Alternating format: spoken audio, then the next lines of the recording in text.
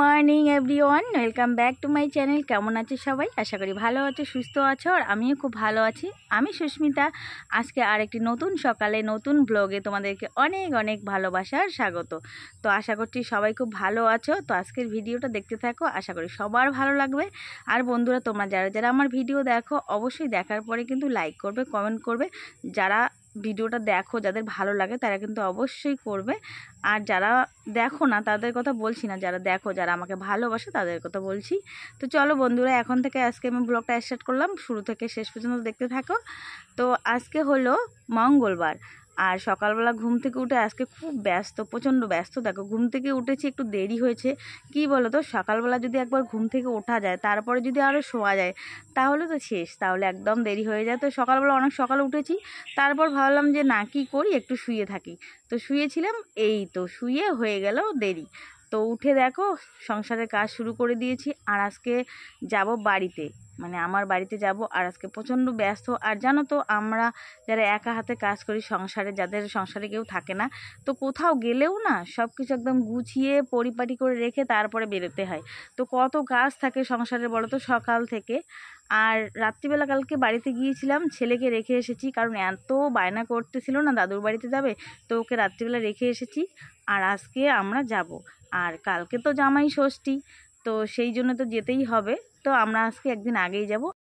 তো দেখো, সকালবেলা উঠে ঘর দোর ঝাড় দিলাম, বিছানাটাও পরিষ্কার করলাম। আর বিছানা পরিষ্কার করতে সত্যি কথা বলতে কতটা সময় লাগে বলো তো? অনেক সময় লাগে। তোমরা তো জানো, যারা যারা ঘর পরিষ্কার করো, সংসারে কাজ করো, কতটা সময় লাগে। একটা কাজ যদি ভালো করে করা যায় তো অনেকটা সময় লাগে। তো বিছানাটা পরিষ্কার করলাম, তারপরে দেখো বাইরেটাও ঝাড় দেওয়া হয়নি। আর কারণ বাইরেটা সকালবেলা উঠেই ঝাড় দিতে হয়, আর সারাদিনে তো ঝাড় দেওয়া হয় না। সকালবেলা ঝাড় না দিলে সারাদিনে আর ঝাড় দেওয়াই হয় না। তো সকালবেলা উঠে এই যে আগে চলে আসলাম, এই যে বাইরেটা ঝাড় দেবো। কারণ এই সকালবেলা যদি এই বাইরে গেটের সামনেটা ঝাড় না দিই না, তাহলে আর অন্য সময় হয় না। কোনো দিন তাড়াহুড়োতে সকালবেলা ঝাড় দেওয়া হয় না, বাইরেটা অল্প একটু ঝাড় দিই। আর এদিকে দেখো, বরমশাইকে বলেছি সকালবেলা এই যে ঝুলগুলো ঝাড়তে, কারণ অনেক ঝুল হয়েছে। আর কি বলো তো, সংসারে শুধু টাকা দিলেই কি দায়িত্ব শেষ হয়ে যায়? তো যে স্বামী বউয়ের সুখ দুঃখে কষ্টে প্রতিটা পদেই সাথ দেয়, সেই তো প্রকৃত স্বামী, তাই না? তো স্বামী কি শুধু টাকা দিলেই কি স্বামীর কর্তব্য শেষ হয়ে যায়? তো স্বামীর কিন্তু অনেক কর্তব্য থাকে, শুধু টাকা দিলেই সেই কর্তব্য পূরণ করা যায় না। তো দেখো, আমার বর কিন্তু খুবই ভালো। তো এদিকে আমি কাজ করতেছি, আমার বর এদিকে আমাকে হেল্প করতেছে আজকে। আর আজকে যেহেতু এক জায়গায় যাব, সেই জন্য সকাল সকাল মানে সব কাজ সেরে নিচ্ছে, কারণ প্রচণ্ড চাপ আছে আজকে। কারণ 11টার মধ্যে, 11টা সাড়ে 11টার মধ্যে বেরিয়ে পড়বো। আর সেই টাইমের মধ্যেই কিন্তু আমাকে সব কাজ শেষ করতে হবে। আর কি বলো তো, আমি আবার 9টার সময় এক জায়গায় যাব, সেখান থেকে আস্তে আস্তে আমার 10টা সাড়ে 10টা তো বেজেই যাবে। তারপর এসে আবার চলে যাব। তো সেই জন্যেই আমাকে 9টার মধ্যেই কিন্তু সমস্ত কাজ শেষ করতে হবে। আর জানো তো, 2-1 ঘন্টায় কি আর সংসারের কাজ সব শেষ হয়? হয় না। তো অনেক কাজ আছে। তো এদিকে তো রান্না বসিয়ে দিলাম, আর আজকে হবে মুসুর ডাল। তো বরমশাই বলল যে আজকে বেশি কিছু করতে হবে না। দেখো, বাড়ি থেকে রাত্রিবেলা কাঁঠালের বীজ নিয়ে এসেছি। আর কাঁঠালের বীজ জানো তো আমার খুব পছন্দের, মানে আমার খুব ভালো লাগে, আমার বরেরও খুব ভালো লাগে। তো বাড়িতে গিয়েছিলাম, আমাদের বাড়িতে কাঁঠাল গাছ আছে, আর কাঁঠাল তো এখন পাকা শুরু হয়ে গেছে। দেখো, অনেকগুলো বীজ নিয়ে এসেছি, একদম ছুলে নিয়ে এসেছি রাত্রিবেলা। তো এই কাঁঠালের বীজ হবে ভাজা। তো কাঁঠালের বীজ ভাজা আর গরম গরম ডাল, মানে মুসুর ডাল হলে না একদম দেখবে জমে যায়। তো বরমাসাই বললো যে না, আজকে কাঁঠালের বীজ ভাজা করো আর ডাল করো, মুসুর ডাল। তো ডাল ভাত বসিয়ে দিয়েছি, আর কাঁঠালের বীজটা এখন কেটে নেব, আলু ভাজার মতো করে কেটে নেব। আর একটু বেশি করে তেল দিয়ে একটু মরমরে করে ভাজলে দেখবে সেই লাগে খেতে। তো দেখো, অনেকটা কেটে নিয়েছি। আর আমরা তো আজকে বাড়িতে থাকবো না, আমরা বলতে আমি থাকবো না, আর বরমশাই আজকে বাড়িতেই থাকবে, ও যাবে না। তো সেইভাবে রান্নাটা করলাম যাতে ও দিনের বেলা খায়, আর রাত্রিবেলা খেলেই শেষ হয়ে যায়। তো দেখো, বাসনপত্র হয়েছে অনেক। রাত্রিবেলা বাড়ি থেকে এসেছি 9:30টার মধ্যে চলে এসেছি।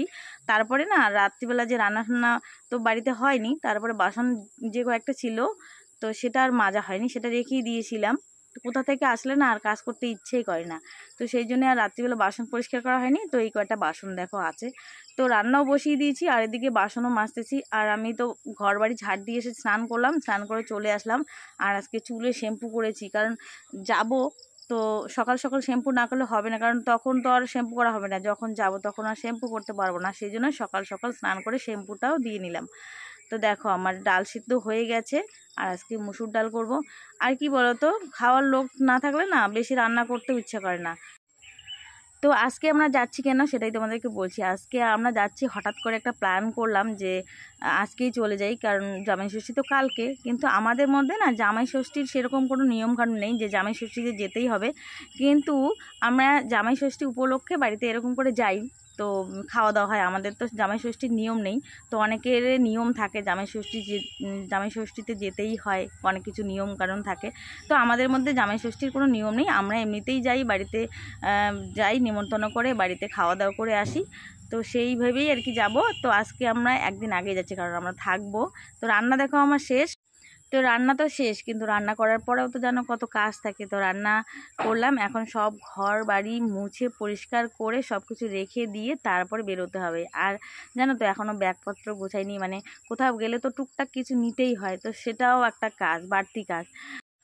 আর তোমরা তো জানোই আমি রান্না করার পর রান্নাঘরের কাজ শেষ না করে বের হই না, কারণ আমি যখন রান্না করি তখন একদম অগোছালো করে রান্না করি, মানে তাড়াতাড়ি করে রান্না করি। রান্না করার সময় আমার ঘর খুব অগোছালো হয়, কারণ আমি রান্না করি তাড়াতাড়ি করে।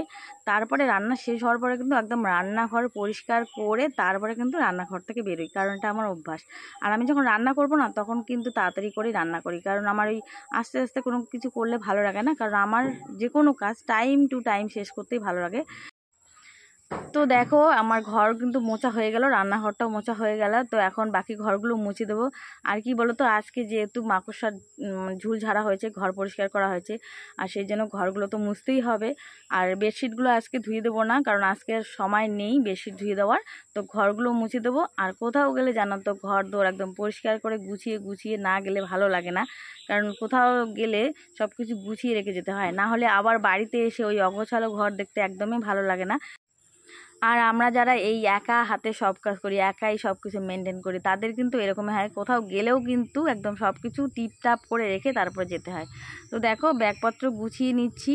আর কী বা নেবো, বেশি কিছু নেব না। তো দুটো নাইটি নিলাম, একটা গামছা, আর দেখো আমার কসমেটিক্স, মানে আমার একটা চিরুনি আর একটা কাজল আর একটা সিঁদুর আর একটা ফেস ওয়াশ আর একটা ক্রিম। এই কটা জিনিস আমি কোথাও গেলে নিই, কারণ এই কটা নিতেই হবে। আর মনে করে নিয়েছি মোবাইলের চার্জারটা।